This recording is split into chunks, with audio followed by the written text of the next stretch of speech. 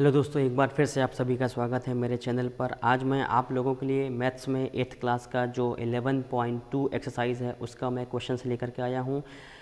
मैं माफ़ी चाहूँगा, बीच में कुछ समय के लिए एकदम से ब्रेक हो गया था, 2 दिन 4 दिन का गैप हो गया, मगर कुछ मसरूफियत कुछ काम ऐसे आ गए थे जिसकी वजह से मैं वीडियो नहीं बना पा रहा था। आज मैं फिर से आपके सामने मैं हाज़िर आया हूँ आप लोगों के लिए 11.2 एक्सरसाइज को लेकर के। उसमें सबसे पहला जो क्वेश्चन है वो क्वेश्चन हमारा ये कहता है कि ये हमारे पास एक ट्रेपेजियम शेप है। इस ट्रेपेजियम शेप में हमारा बेस 1.2 मीटर है और ऊपर हमारे पास 1 मीटर का ये डिस्टेंस है। इन दोनों के बीच में 0.8 मीटर का हमारे पास ये हाइट परपेंडिकुलर डिस्टेंस दिया हुआ है। कहता है कि इसका एरिया कितना होगा। दोस्तों, आप सभी लोगों को पता होगा कि इसमें अगर मुझे एरिया निकालना हो तो अलग अलग शेप के लिए हमारे पास फॉर्मूले होते हैं। उनमें सबसे पहला अगर मैं देखूं तो ट्रेपेजियम के लिए जो फार्मूला होता है वो फार्मूला आपको बता दूं। वो ट्रेपेजियम के लिए जो हमारे पास फार्मूला होता है वो फार्मूला होता है half into height, half into height into यहाँ पे हमारे पास हो जाएगा a प्लस बी,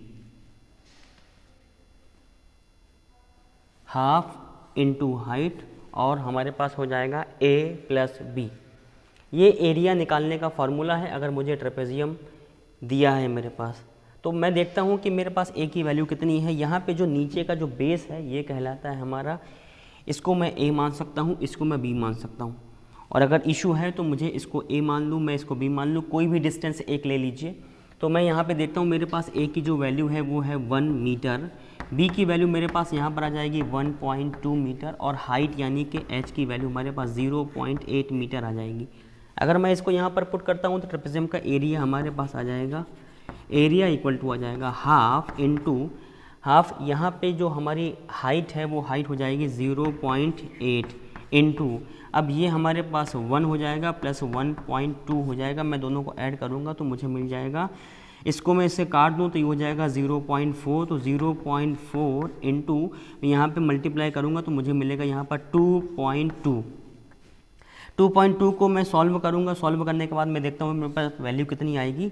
तो 0.4 या मैं अगर यहाँ पे देखूँ तो मेरे पास 2.2 इंटू 0.8 ये हो जाएगा 8, ये हो जाएगा 8, ये 8.8 आ गया। इसके हिसाब से 0.88 मीटर स्क्वायर आना चाहिए, इसका एरिया आना चाहिए 0.88 मीटर स्क्वायर। तो इसको अगर मैं मल्टीप्लाई करता हूँ तो इसका एरिया मेरे पास आएगा 0.88 मीटर स्क्वायर।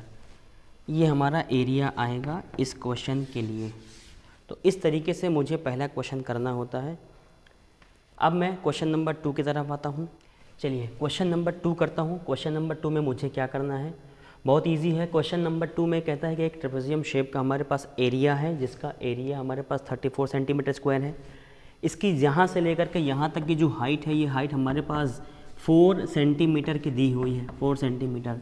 कहता है कि इसके एक साइड हो सकता है ऊपर वाली साइड, हो सकता है नीचे वाली साइड, मुझे एग्जैक्टली नहीं पता a की वैल्यू गिवन है या b की वैल्यू गिवन है। तो मैंने मान लिया कि थोड़ी देर के लिए a की वैल्यू गिवन है। अब जो दूसरी वैल्यू होगी वो हो सकता है b हो। तो मुझे इसका निकालना है कि इसका एरिया और इसकी एक साइड और हाइट अगर दी हो तो मेरे पास इसका दूसरी साइड की वैल्यू कितनी होगी। मुझे पता है कि एरिया का फॉर्मूला ट्रेपेजियम के लिए होता है half height into a plus B. मैं यहाँ पर सारी वैल्यू को पुट करता हूँ, उसके बाद मुझे देखता हूँ क्या मिलेगा। 34 सेंटीमीटर मेरे पास एरिया दिया हुआ है, मैंने एरिया को यहाँ रखा।